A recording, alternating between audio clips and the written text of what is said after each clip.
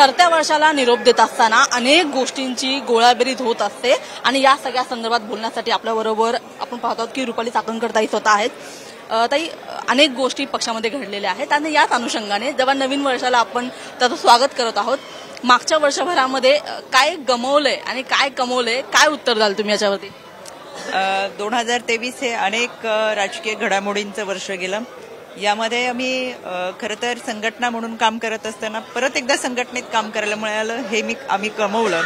आणि पवार कुटुंबियांसोबतच आहेत, आदरणीय अजितदादांसोबतच आम्ही काम करतोय, त्याच्यामुळे फार काय गमवलंय असं आम्हाला वाटत नाही. दादांची विचारधारा घेऊन चालत असताना, समाजामध्ये काम करत असताना आज दिवसभरात पाहतोय प्रचंड प्रतिसाद. युवक असतील, महिला असतील, विद्यार्थी असतील, अतिशय मोठ्या प्रमाणातला हा प्रतिसाद सातत्याने दादांना महाराष्ट्रात मिळतोय. त्याच्यामुळे येणाऱ्या कालावधीमध्ये युवकांच्या प्रश्नांसाठी, युवतींच्या प्रश्नासाठी, महिलांच्या सुरक्षितेसाठी आणि एकंदरच महाराष्ट्राच्या विकासासाठी बरंच काही दादांच्या माध्यमातून कमवले असं मला वाटतं. पण मोठ्या पवार साहेबांची साथ गमवली असं वाटत नाही? आदरणीय पवार साहेबांचाच विचार दादा पुढे घेऊन चाललेत आणि संघटनेच्या माध्यमातून काम करतोय. एक वैचारिक मतभेद आहे, त्याच्यामुळे एका कुटुंबामध्ये 4 व्यक्ती असेल तरी तो मतभेद सगळीकडे असतो. त्याच्यामुळे फार काही गमवले असं मला वाटत नाही. नवीन वर्ष येत आहे, अवघे काही दिवस शिल्लक राहिलेले आहेत. नवीन वर्षामध्ये काय नवीन टार्गेट सेट केलंय, काय नवीन गोल असणार आहेत? याच्यामध्ये येणाऱ्या नवीन वर्षामध्ये खऱ्या अर्थानं महाराष्ट्राचं जे स्वप्न आहे, हे स्वप्न पूर्ण करत असताना आदरणीय दादा प्रयत्नाची पराकाष्ठा करतात आणि आम्ही सगळे संघटना म्हणून त्यांच्यासोबत आहोत.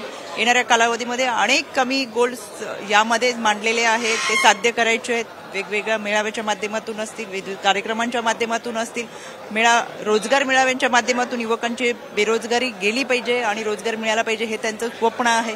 असे विविध विषय घेऊन आम्ही जातोय आणि म्हणून आम्हाला वाटतं 2024 हे आमच्या सगळ्यांसाठी अतिशय उत्तम असणार आहे. राजकीय दृष्टीने हे उत्तर बरोबरच होतं, मात्र वैयक्तिक आयुष्यामध्ये स्वतःचं खाजगी आयुष्य सुद्धा असतं. खाजगी आयुष्यासाठी यावेळी या वर्षामध्ये काही वेळ देण्याचा विचार आहे, काही प्लॅन्स आहेत, कुठे फिरायला जायचंय, कुटुंबाला वेळ द्यायचंय, असं काही नियोजन आहे? खरं तर गेली 18-19 वर्ष राजकारणामध्ये काम करत असताना ज्या दिवशीचा वेळ मिळेल त्या दिवशीचा तो कुटुंबाला देता येतो. ठरवून असे कोणते कार्यक्रम होत नाहीत, पण तरी सुद्धा नवीन वर्षाचं स्वागत करताना आणि या वर्षाचा निरोप समारंभ करताना कुटुंबाला वेळ देण्याचा प्रयत्न करा. महिला आयोगाच्या अध्यक्षा, पक्षामध्ये महिला संघटनेच्या अध्यक्षा, 2024 मध्ये आणखी कोणती जबाबदारी रुपाली चाकणकर यांच्यावर येणार आहे? रुपाली चाकणकर कार्य करताना नवीन कोणत्या रूपामध्ये पाहायला मिळते?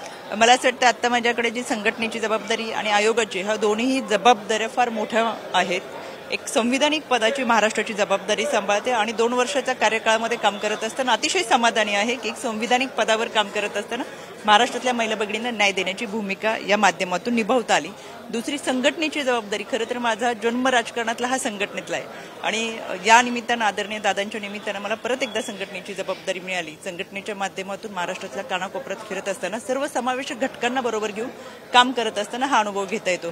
त्याच्यामुळे ह्या दोन्ही जबाबदाऱ्या मोठ्या आहेत. त्याच्या पुढेही जाऊन दादा जी जबाबदारी देतील ती पार पडेल. कार्यकर्त्यांना आणि राज्यातील जनतेला, महिलांना नवीन वर्षाच्या कशा शुभेच्छा द्याल? येणाऱ्या नवीन वर्षाच्या कालावधीमध्ये खरं तर आपल्यावरची जी जबाबदारी आहे ती प्रत्येक घटकाची फार मोठ्या प्रमाणात आहे.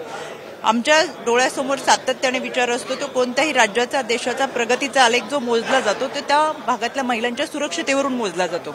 रस्ते, लाईट, वीज, पाणी ही कामं आपली होतच राहतील, पण कायदा सुव्यवस्था त्यांचं काम करेल, प्रशासन त्यांचं काम करेल. पण त्यापुढे जाऊन खऱ्या अर्थानं एक सुजाण नागरिक म्हणून आपली देखील काही जबाबदारी आहे.